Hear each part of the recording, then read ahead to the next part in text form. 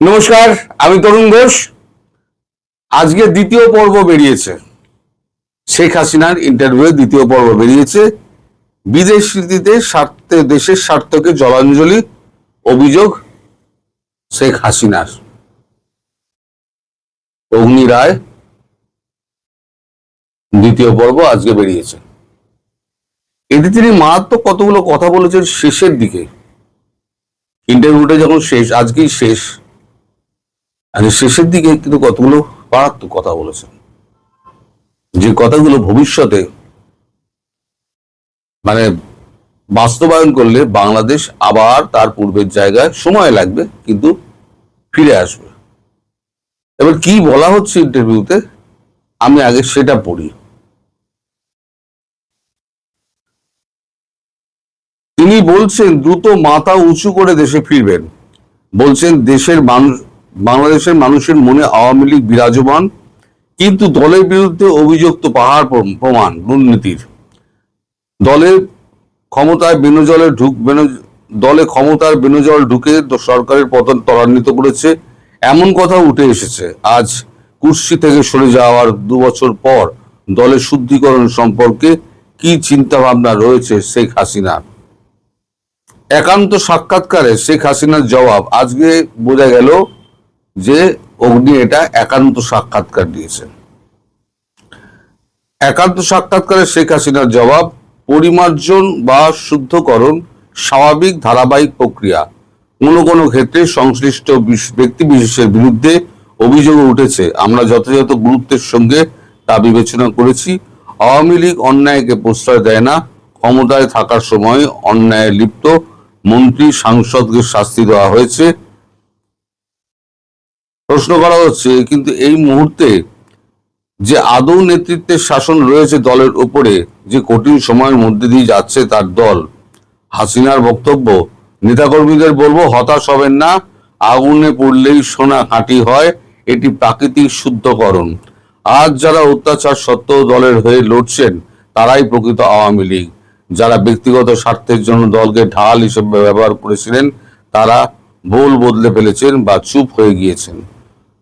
প্রশ্ন, মোহাম্মদ ইউনূসের অন্তর্বর্তীকালীন সরকারের সময়ই পাকিস্তান এবং চীনের সঙ্গে ঢাকার সখ্য বাড়তে দেখা গিয়েছিল।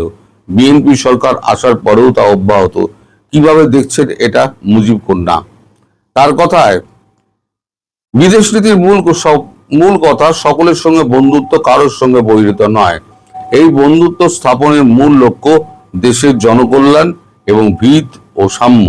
আমাদের সরকার বন্ধু প্রতিবেশী সব রাষ্ট্রের সঙ্গে স্বচ্ছতার সঙ্গে স্বাভাবিক সম্পর্ক বজায় রেখেছিল, কিন্তু ইউনূসের নেতৃত্বাধীন সরকার এবং বর্তমান বিএনপি সরকার উভয় ক্ষেত্রেই দেশের স্বার্থকে জলাঞ্জলি দেওয়া হচ্ছে।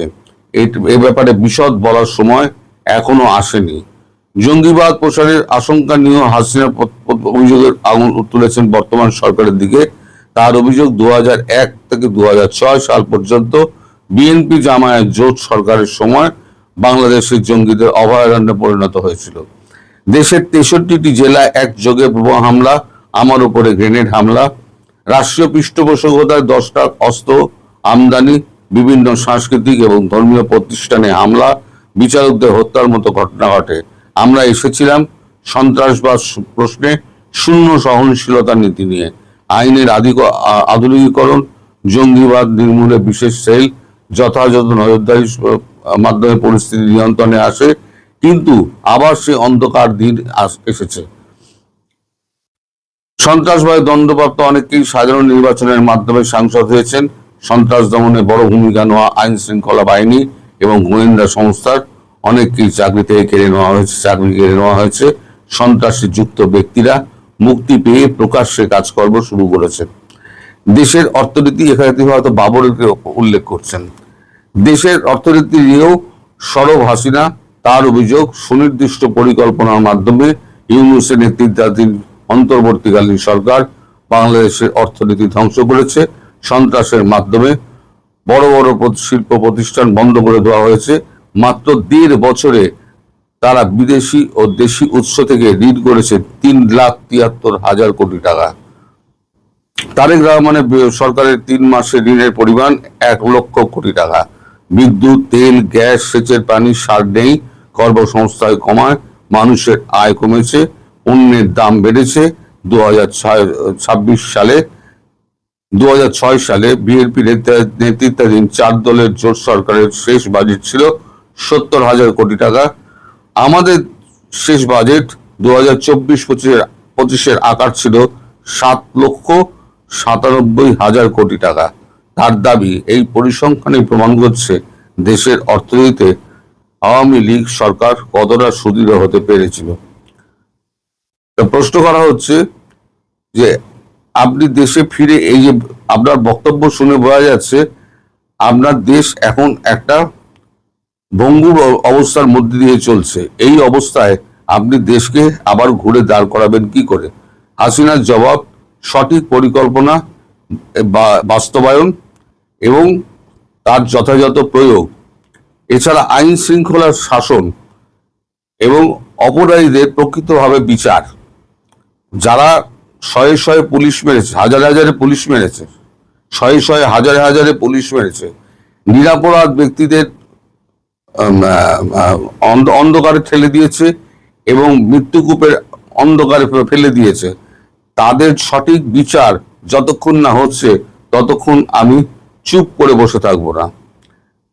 তারপরের প্রশ্ন, সরকার তো দুটো সরকারই একটা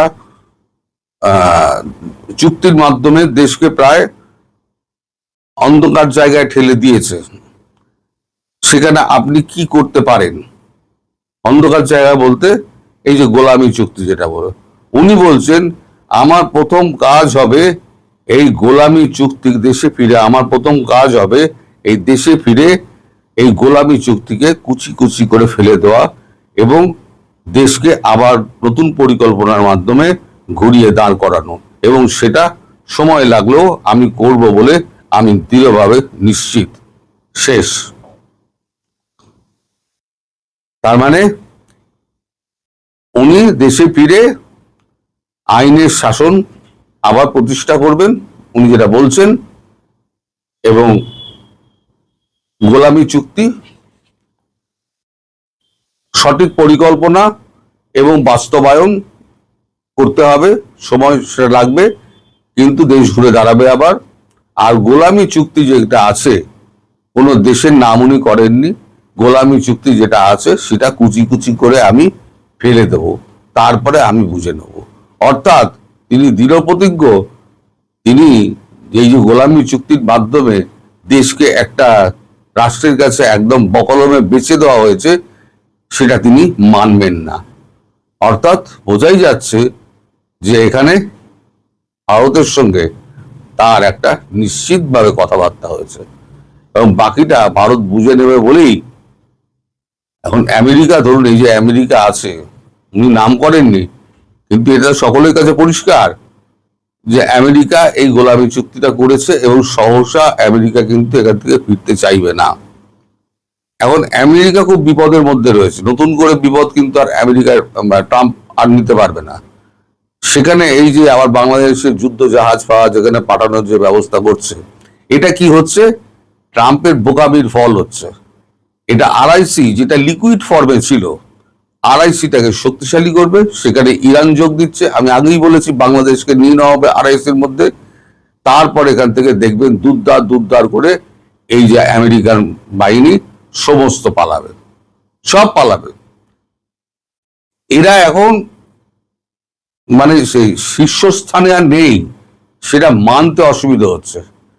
আপনার এককালে পয়সা ছিল, আজকে আপনি ফকির। আমাদের জলসাঘর ছবিটা দেখেছেন ছবি বিশ্বাসের? আমেরিকা এখন জলসাঘরে সেই ছবি বিশ্বাস, সে ধার করে বাইজি নাচানো হচ্ছে। একটা মাত্র চাকর ছাদে বসে পুরুক পুরুক করে তিনি গড়গড়া টানেন এবং চাকরকে হুমকি দেন। তিনি একটা ওই মানে কি বলে ভাঙা চোরা একটা জমিদার বাড়িতে তিনি জমিদার সেজে বসে আছেন, এবং শেষে ঘোড়ায় চড়ে গিয়ে তিনি যখন নিজের শক্তি প্রদর্শন করতে গেলেন, ঘোড়া থেকে পড়ে তিনি মারা গেলেন। আমেরিকার অবস্থা হয়েছে তাই।